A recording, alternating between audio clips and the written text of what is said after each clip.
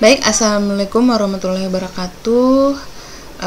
Alhamdulillahirobbilalamin. Alhamdulillah, puji syukur kita panjatkan kehadirat Allah Subhanahu Wa Taala, berkat rahmat dan hidayahnya sehingga kita bisa belajar di media online ini, yaitu YouTube saya sendiri. Baik, untuk mengefisienkan waktu, saya langsung saja ya. Jadi setelah ujian tengah semester kemarin, kita lanjut ke materi ini ya, materi bab 7. Silahkan dibuka bukunya juga, pelajari secara otodidak. Tapi saran saya jangan hanya sekedar membuka di buku ya, tetapi cari juga referensi-referensi lain seperti jurnal, internet, dan buku yang ada kaitannya dengan materi yang saya bawakan. Nah, bab 7 ini adalah materi setelah ujian tengah semester ya. Bab 7 yaitu wacana. Nah, sebelum UTS kemarin kan kita ada di paragraf, jadi kita benar-benar belajar dari satuan bahasa yang terkecil. Mulai dari ragamnya dulu kita tahu, kemudian ejaan itu seperti apa, kemudian kalimat, paragraf. Nah, kita masuk ke satuan bahasa yang terbesar, yaitu wacana. Oke. Mohon diperhatikan ya. Nah, yang kita pelajari di wacana itu atau bab 7 ini, selain nanti saya memperlihatkan PowerPoint-nya, saya juga akan menjelaskan melalui Word, dan itu sama dengan referensi yang Anda pegang sekarang atau yang di dalam buku Anda. Nah, baik. Yang pertama yang saya akan jelaskan yaitu apa sih itu wacana, ya seputar definisi, pengertian, dan sebagainya. Kemudian apa jenis-jenis wacana, analisis wacana itu seperti apa, kohesi dan koherensi, dan yang kelima referensi dan inferensi. Jadi kalau kita pernah disuruh atau pernah membuat sebuah proposal atau makalah, karya-karya ilmiah, itulah yang disebut dengan wacana. Karena otomatis kalau Anda pernah membuat sebuah makalah, makalah itu terdiri dari berbagai macam paragraf atau lebih dari 2 paragraf. Nah, kalau sudah lebih dari 2 paragraf berarti dia disebut dengan wacana. Nah, berbeda dengan materi yang lalu ya, sebelum UTS paragraf. Paragraf itu terdiri dari beberapa kalimat, makanya dia disebut dengan paragraf. Nah, kalau wacana itu terdiri dari lebih dari 2. Nah, makanya dia disebut wacana. Berbagai macam paragraf ada berapa? Misalnya dalam kertas HPS. Nah, itu terdiri dari berapa paragraf biasanya, atau Anda buat makalah. Nah, coba dihitung berapa paragraf. Nah, itulah yang disebut dengan wacana. Jadi, makalah yang Anda buat, proposal yang Anda buat, laporan yang Anda buat, itulah yang disebut dengan wacana. Ya.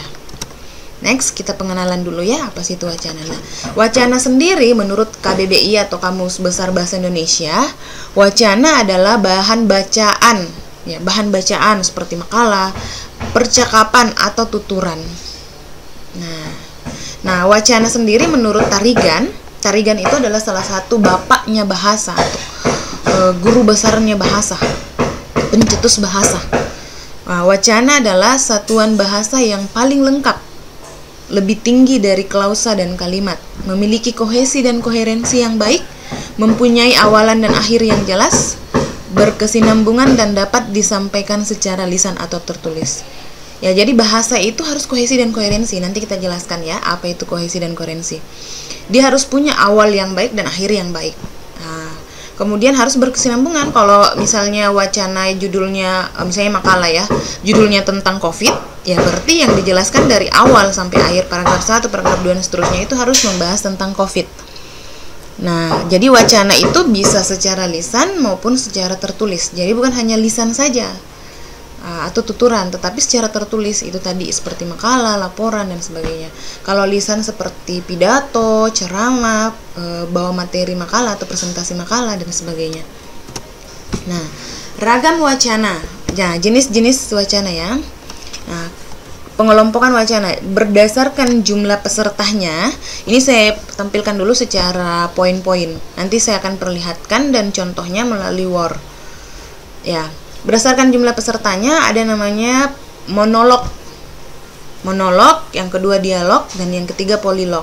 Monolog itu adalah contohnya ya, langsung saja. Misalnya kita sementara pidato, jadi satu orang yang aktif berbicara. Ceramah, kalau ceramah kan ustadz yang aktif bicara kan. atau kita pidato dan sebagainya. Nah, kalau dialog itu lebih dari satu orang, ada lawan tutur bergantian berbicara.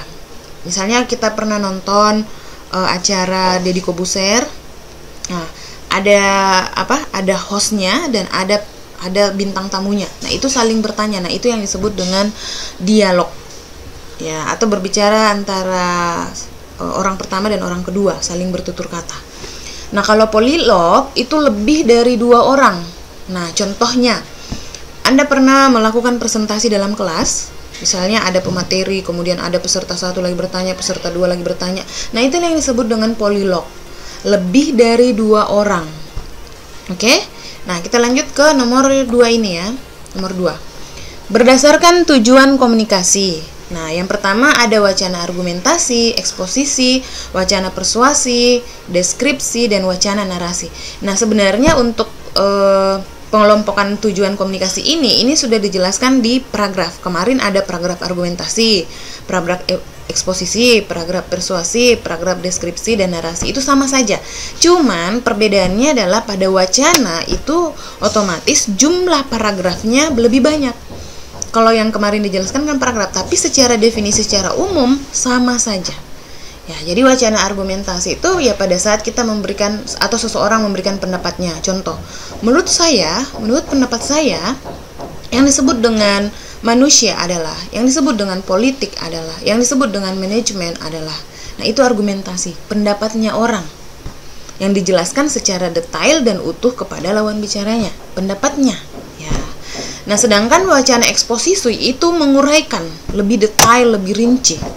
Nah, biasanya wacana eksposisi ini banyak digunakan dalam penulisan makalah atau proposal, sama aja dengan argumentasi. Nah, biasa kan kita menyimpulkan. Nah, dari pendapat para ahli di atas, menurut pendapat penulis, nah itu argumentasi. Wacana eksposisi itu lebih detail, lebih rinci lagi. Nah, kalau wacana persuasi, itu wacana yang bagaimana kita mengajak seseorang, misalnya kita menulis atau secara lisan, kita mengajak seseorang untuk percaya dengan apa yang kita ucapkan atau percaya dengan apa yang kita tulis. Nah, contohnya, jika Anda menggunakan sampo ini, Anda tidak akan lagi ketombean, kutuan, dan sebagainya. Nah, seperti itu contohnya. Jadi, bagaimana meyakinkan seseorang supaya membeli produk kita? Nah, mungkin seperti itu contohnya. Nah, wacana deskripsi itu menceritakan sedetail mungkin agar si pembaca atau pendengar benar-benar ada di tempat tersebut. Nah, contoh, saya mendeskripsikan Gunung Sesean.